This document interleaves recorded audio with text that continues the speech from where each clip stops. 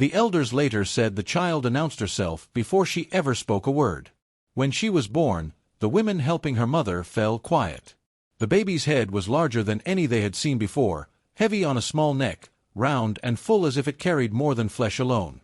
Her mother held her close, fear and love mixing in her breath. The child did not cry much. Her eyes were wide, watching, as though she had arrived already listening to the world. As the days passed, the whispers began. Women shook their heads. Men avoided looking too long. Children pointed when they thought no one was watching. They did not call her by her name at first. They called her the big-headed one. What began as curiosity slowly turned into shame. Laughter followed her mother through the paths. Some laughed softly, others loudly, as if mocking could protect them from whatever they feared. In that village, bodies were never just bodies. A crooked foot, a missing finger, eyes that looked too deeply, everything had meaning. Some said the child's head was a warning from the ancestors. Others said it was a burden placed on the family for hidden sins. A few elders, careful with their words, said nothing at all. Silence, too, carried meaning. Fate, they believed, rarely spoke without reason. Her father refused to lower his eyes. He carried his daughter on his back with pride, even when people stared. "You see too little," he told those who mocked. "This child carries thought. One day, you will listen to her." At night, he spoke to her softly, telling her stories of wise kings and quiet women who saved villages without lifting a hand. "Your head is big because your path is big," he said, touching her gently. She did not understand his words, but she felt his faith settle into her bones. Then sickness came, as it often does, without asking permission. Her mother grew thin and tired. Songs faded from her voice. One morning, she did not wake. The house became hollow. The girl clung to her father, confused by the sudden coldness where warmth once lived. Without her mother, the shield around her cracked. Not long after, another woman entered the home. She walked with straight shoulders and a proud chin. Her eyes measured everything, the house, the pots, the child. She smiled, but the smile did not reach her heart. She cared deeply for how others saw her. She believed respect came from beauty and order, not patience. When she looked at the girl, her face tightened. "This child will bring talk," she said one evening. "People laugh already." Her father answered, "Let them laugh. Laughter fades. But pride does not fade easily." The new woman watched the girl closely. Every whisper outside felt like an attack. Every laugh felt like a knife. In her heart, she decided that the child was not a blessing but a shadow. And shadows, she believed, must be pushed away before they grow too large. The girl sat quietly, listening. She did not yet know the word betrayal. But she felt the air change. Somewhere deep inside her big head, memory began its long work, storing pain, storing truth, waiting for the day it would speak. The first wound did not come from the village. It came from inside the house. The stepmother's words were sharp but calm, spoken as if they were lessons. "Stand properly," she would say. "Do you not feel the weight of that head?" Sometimes she laughed softly and shook her head, calling others to look. "Come and see what fate gave us." The girl lowered her eyes and stayed quiet. Her father was often away, chasing work and strength that never stayed long. In his absence, the house became a place where kindness grew thin. Soon, laughter followed the girl beyond the doorway. Women repeated what they heard inside the home. Children learned the song of mockery before they learned respect. When the girl walked past, fingers pointed. Giggles burst out like small fires. No one stopped them. Cruelty, once rare, became common because it was easy and safe. "She is strange," children said, copying their elders. "She is cursed," others added, proud to know such words. The girl did not answer back. She watched instead. She noticed who laughed first and who laughed to belong. She listened when elders spoke, even when they spoke badly. Stories stayed with her. Faces stayed with her. In her silence, understanding grew strong. While hatred shouted, her mind worked quietly, fitting pieces together like beads on a string. At night, when no one watched, she traced lines in the dirt, repeating old tales her father once told her. Tales of the tortoise who won by thinking. Tales of the tree that bent until the storm passed.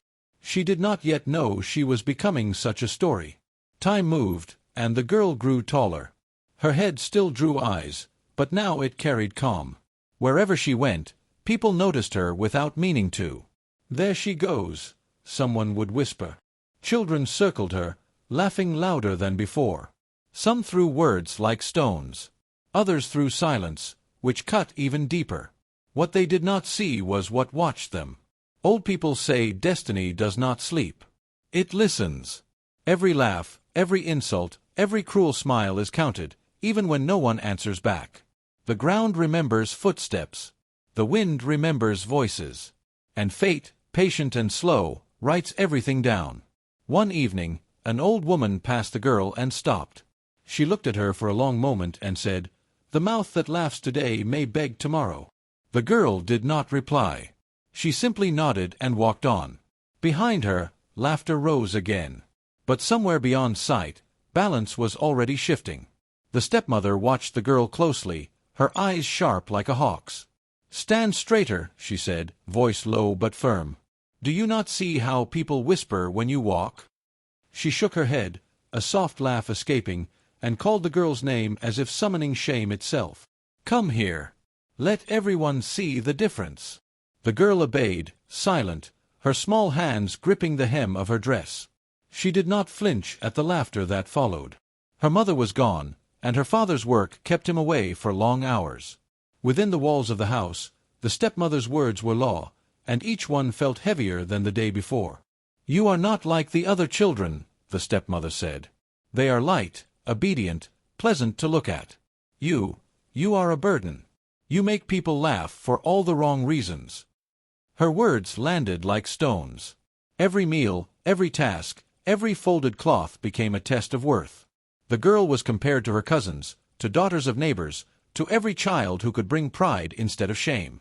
She listened, her eyes quiet, her lips sealed. She felt the weight of rejection, but inside, a small spark refused to die. The stepmother learned that laughter could control more than obedience. "Look at her," she would call, voice ringing through the kitchen. "Isn't she funny to watch? Isn't she heavy with shame?" And the adults around would snicker, while the children copied their example. Laughter became a weapon, wielded to bend the girl's spirit, to remind her that she belonged nowhere but under judgment. Her father came home one evening, weary and worn. He saw the girl standing stiffly, eyes lowered, her small frame tense. "My child," he said softly, "look up at me." She obeyed, and he brushed her hair gently. "Ignore what they say. Your path is not measured by laughter or by eyes that do not see." But his presence grew less frequent, the weight of responsibility pulling him farther away. Protection, once a shield, became a memory. Alone, the girl's mind began to grow in silence. She noticed everything. She memorized the patterns of laughter, the faces of those who whispered, the exact way the stepmother's finger pointed. She counted the hours between her father's departures and returns, noting who in the house carried kindness and who carried cruelty. She learned by watching. Every glance, every gesture, every word became a story in her head. When the stepmother turned her back, the girl would sit in a corner, tracing shapes in the dust, remembering tales her mother once told her, the wise stories of tortoises who outsmarted lions and women who outwitted kings. The world spoke in silence, and she began to hear it. Even as the house rang with ridicule and control, the girl's mind gathered strength like rainwater filling a hidden stream. She was quiet, but within her, knowledge grew. She learned to read the unspoken rules, to predict anger, to understand fear. Every harsh word, every pointed finger, became a lesson in patience and wisdom. The world outside might laugh at her, but inside, she built a fortress of thought and foresight, one that no ridicule could break. And so, the girl endured, silent but growing. She carried shame imposed upon her like stones, but each stone taught her the shape of courage, the weight of understanding, and the quiet power that waits for the right moment to speak. Even in the silence of her small corner, the girl listened. The elders' voices floated across the courtyard, telling stories of the ancestors, tales of courage, patience, and cleverness. "Remember," one old man said, "the tortoise moves slowly, yet it reaches the river first. Do not rush, and you will never stumble." She repeated the words in her mind, over and over, tracing patterns in the dust with her small fingers. Every tale sank into her, settling deep like seeds waiting for rain. She understood, even at her young age, that strength was not always loud. Wisdom could grow quietly, unseen, but it carried weight that mockery could never touch. Her head felt heavy sometimes, but she did not see it as shame. She remembered her father's words. "Your head is not a burden. It is a house for memory. One day, all it holds will speak." The girl nodded to herself. Every lesson, every story, every whisper of the elders found a place there. Knowledge stacked quietly, like bricks in an unseen tower, forming a foundation stronger than any hand that tried to strike her down. One afternoon, an elderly woman approached her. Her eyes were soft but sharp, like sunlight filtering through leaves. "Do you see what others see?" she asked gently. The girl shook her head. "Do not fear their laughter. They cannot see what is within you. You carry wisdom where they carry only noise. One day, your head will be the crown they never imagined."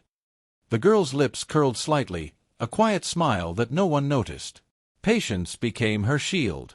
When the stepmother scolded, she stood still.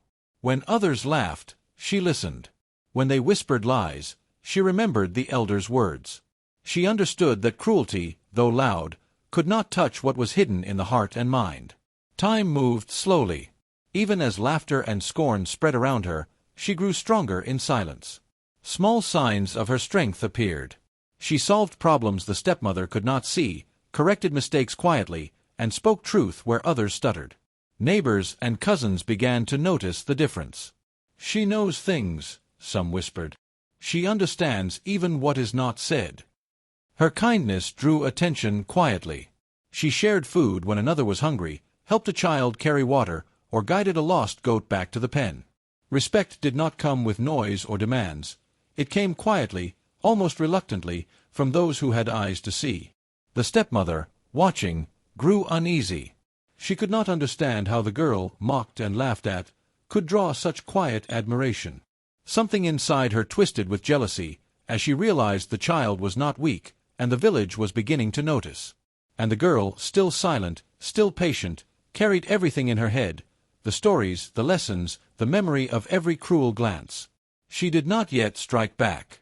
She only grew, quietly, steadily, like a tree rooted deep enough that no storm could move it.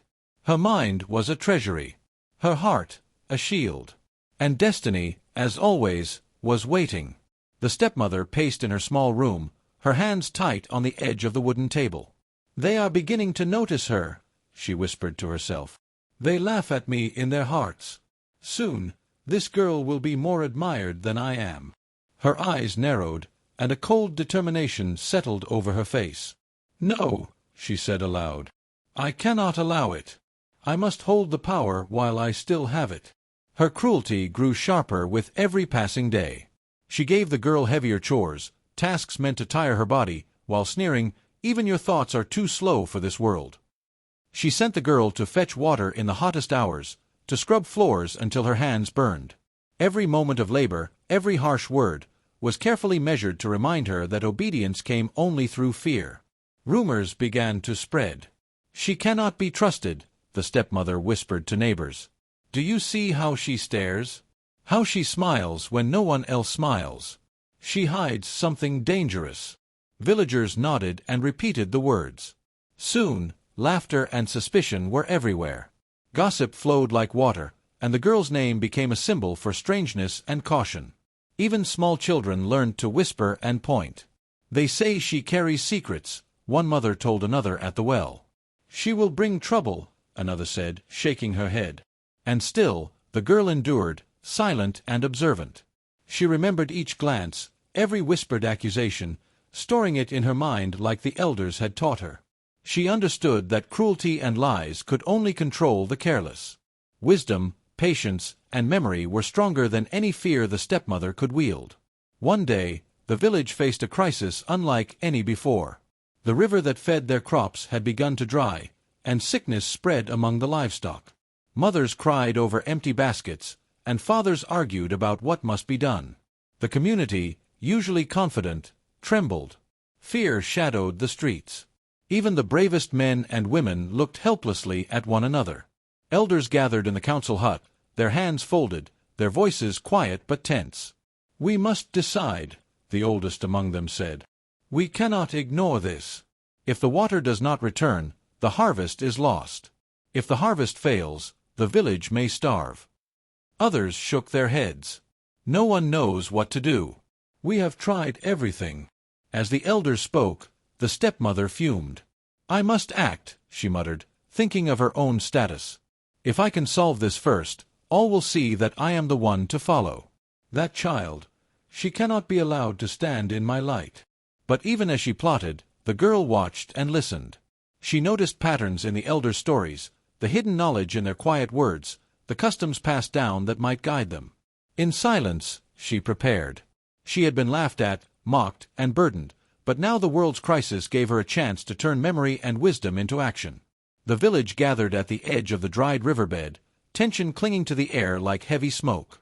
Elders whispered urgently, debating, while mothers clutched their children, and farmers stared at the failing crops. The girl stood quietly at the edge, her big head lowered slightly, listening. Every word spoken, every hand gesture, every sigh was carefully stored in her memory. The eldest among the elders finally spoke, voice deep and steady. "We must make a decision. The water will not return unless we act according to the old ways." Heads nodded reluctantly. Fear and confusion weighed on everyone.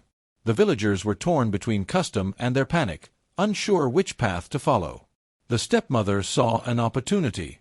Her chest lifted with pride. "I can show the village the way," she said loudly. "I can solve this. All must obey me, and I will lead them to safety." Her eyes swept over the crowd, stopping briefly on the girl. "Except you," she whispered under her breath. "You must not interfere." Her pride burned brighter than caution. She devised a plan meant to humiliate the girl completely. "Bring her forward," she demanded, her voice carrying across the silent gathering. "If she is as strange and useless as they say, let everyone see it now." Guards and helpers pulled the girl reluctantly into the center. The villagers' whispers grew louder, some giggling nervously, others staring in disbelief. The girl's mind raced, but her face remained calm. She felt the weight of the elders' eyes and the tension of the village. She remembered the stories her father had told her, the tortoise who outwitted lions, the women who solved problems without violence. The old teachings had prepared her, though she was small, to face even this moment. The stepmother smirked, certain of her victory. "Tell us," she called, "what do you know? Can you save us? Or are you just a burden, laughed at and cursed?" Silence fell. Then, from the back of the gathering, one of the elder women stood. Her voice was soft, yet it carried farther than any shout. "Remember the old ways," she said. "When men and women lose their eyes to fear and pride, the wisdom of ancestors must be heard. Listen not to laughter, nor to jealousy, but to truth." The elders nodded, remembering the customs of old, rituals, signs, and rites that had guided the village through droughts and famine for generations. Eyes turned to the girl. The knowledge stored in her head, the lessons of patience and observation, began to shine. She spoke slowly, carefully, recounting the paths of water, the patterns of the land, and the proper steps according to tradition. Power fell silent. The stepmother's pride faltered. The villagers leaned forward, astonished. The girl's intelligence and understanding, quiet and unseen for so long, guided them.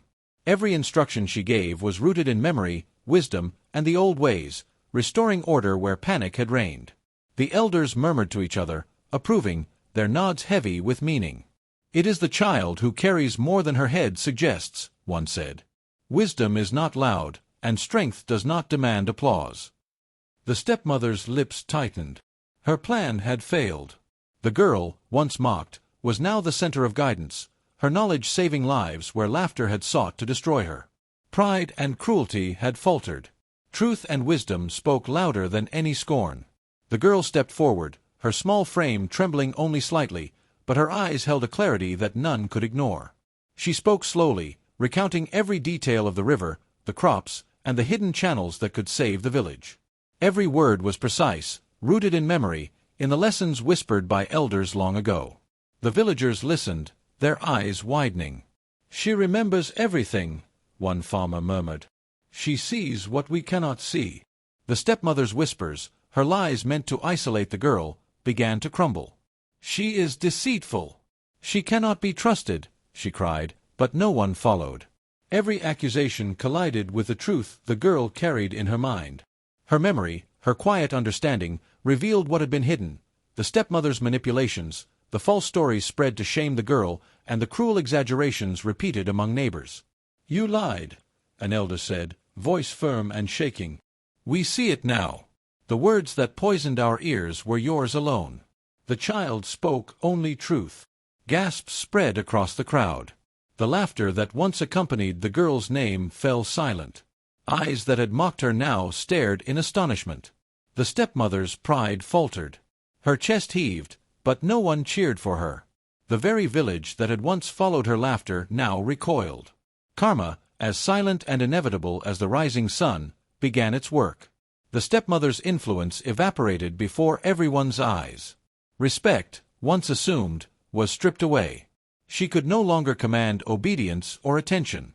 People avoided her gaze. Her wealth, meaningless without honor, felt hollow. The power she clung to dissolved like sand in the river's drying current. The villagers, now forced to face their own complicity, looked at each other. "We laughed when we should have listened," a woman whispered. "We followed what seemed easy, not what was right." Silence fell over the assembly, heavy but cleansing. The guilty murmured apologies, small and sincere, as realization sank in. The girl remained still, her eyes calm and steady. The same hands that had been burdened with chores now held the respect of all who had doubted her. Where mockery once lived, reverence had grown.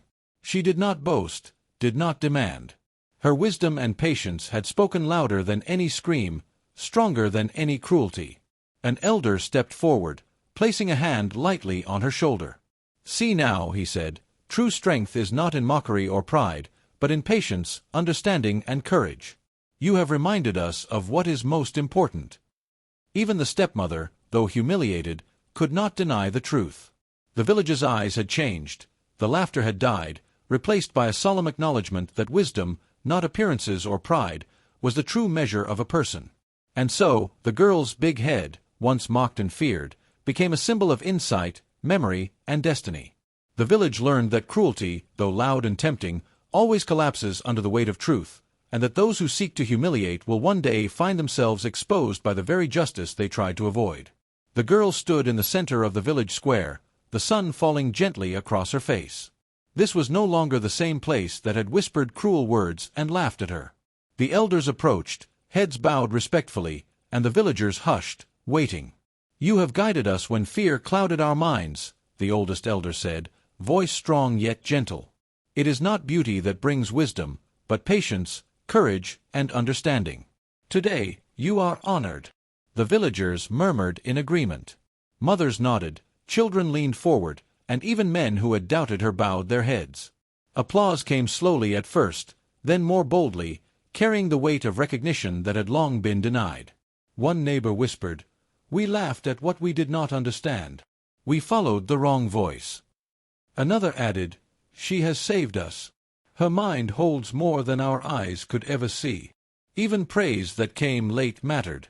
The girl listened silently, humility in her posture, yet a quiet pride glimmered in her eyes. She had endured mockery, cruelty, and lies, and now the truth had spoken louder than any scorn. The stepmother, standing apart, felt the cold weight of her choices. No one approached her. The power she had clung to dissolved like smoke in the wind. Her face, once filled with pride, was now marked with regret. "What have I done?" she murmured, hands pressed to her chest. The villagers looked past her, their respect already given to the girl she had tried to destroy. Pride shattered, replaced by humility she had never known. She walked slowly to the edge of the gathering, her voice barely a whisper. I see now what I have done. May the ancestors forgive my blindness." But the villagers turned silently away, leaving her with her conscience as her only companion. The girl considered forgiveness, but her heart was cautious. She remembered every cruel word, every heavy task, every whispered lie. "I will forgive when it is time," she said softly, but not before she has learned the depth of her wrongs. The elders stepped forward, voices tinged with remorse. "We failed to protect you," one said. "We allowed laughter to outweigh justice, and for that, we ask forgiveness. From this day forward, we vow to honor wisdom above appearances and to guard the innocent against cruelty." The girl nodded. Her eyes scanned the faces of the village, calm yet commanding respect. She understood that true honor came not from applause, nor from fear of punishment, but from the recognition of what is just and true. The village, once blinded by mockery and pride, now had a chance to remember the lessons she had embodied: patience, courage, humility, and wisdom. The elders stepped forward, voices ringing through the village square, carrying the weight of centuries of tradition. "Listen, all of you," the oldest one intoned, "for the truths of the ancestors cannot be hidden by fear or laughter. The ways of our people remind us: wisdom is greater than beauty, patience stronger than pride, and destiny speaks to those who listen." The villagers, once blind to the girl's worth, looked at her anew. Her big head, once ridiculed, now seemed a crown of insight. Mothers whispered to their daughters, "See her, and remember, knowledge and understanding hold more power than any charm of appearance." The girl lifted her chin. Her eyes, steady and calm, reflected the certainty of destiny. "I have carried the stories of our land," she said, voice soft yet clear, "and I have remembered what the elders taught. Now, I share it so all may see the truth." The stepmother's mouth tightened. She had ruled through laughter and fear, yet now, the village's eyes had turned away. Beauty had lost its power, and wisdom had taken its rightful place. The girl, once mocked for what she could not change, stood as living proof that destiny honors patience and knowledge over shallow judgment. One elder spoke again, addressing the crowd. "Old wisdom versus new judgment. Tradition is not a chain to bind you, but a guide to see clearly. When we scorn the lessons of our forebears, we stumble. We forget that every child carries a spark from the ancestors." A murmur ran through the villagers. "Even blood does not protect us from our own mistakes," another elder added, eyes dark with sorrow. "Marriage and family may bind us together, yet jealousy and pride can turn us against our own. We have seen it here. We have laughed at one of our own and allowed cruelty to grow." The stepmother hung her head, the first tremors of understanding stirring within her. The elders continued, "When pride finds joy in another's pain, it hides danger. The laughter of the foolish cannot outshine truth. Remember this always, for mockery that seems small can destroy more than it creates." The girl, silent for a moment, finally spoke. "I do not seek revenge. I only ask that the lessons we learned today remain with us. That we honor wisdom over beauty, and that no child suffers for what they cannot control." The village nodded, slowly but surely. The elders' words had settled like seeds in fertile soil. The stepmother, humbled, remained apart, forced to reckon with her pride, while the girl stood quietly, the living symbol of destiny's quiet justice, of wisdom triumphing where cruelty once ruled. The village square was quiet now, yet the air carried a weight that could not be ignored. The stepmother stood in the shadows, her pride shattered, watching as the girl, once mocked, moved among the villagers with a calm strength. "Karma is not revenge," the eldest elder said, voice low but firm, carrying across the gathered crowd. "It is balance. It does not take joy in pain, nor does it strike in anger. It is the justice of life itself, arriving when the time is right." The villagers nodded. Mothers who had once laughed quietly at the girl's appearance now lowered their heads in respect. Children who had followed their parents' mockery looked up, seeing not shame but honor. The stepmother whispered to herself, trembling, "I thought I was clever, that I could rule with fear. Yet here, the balance is clear." Her voice was small, almost lost in the wind, carrying the weight of humility she had never known. The girl turned, eyes soft yet steady, and spoke to no one in particular. "It is not hatred that sets the world right. It is the truth, the patience to endure, and the courage to remain kind." And then the lesson deepened. Humility came first. Those who fall low are forced to see themselves clearly. The stepmother's wealth and influence could not shield her from the village's eyes, from the truth she had ignored. "I see now," she murmured, "how shallow my pride was and how heavy my cruelty." Meanwhile, the girl moved quietly through the crowd, her presence unassuming, yet it drew attention. Even in her youth, in her small frame, she carried the wisdom of the elders. Great knowledge does not ask for beauty, the elder reminded the people. Destiny does not favor what is pleasing to the eye. It chooses those who listen, who endure, and who act with understanding. The villagers watched, learning again the ways of their ancestors.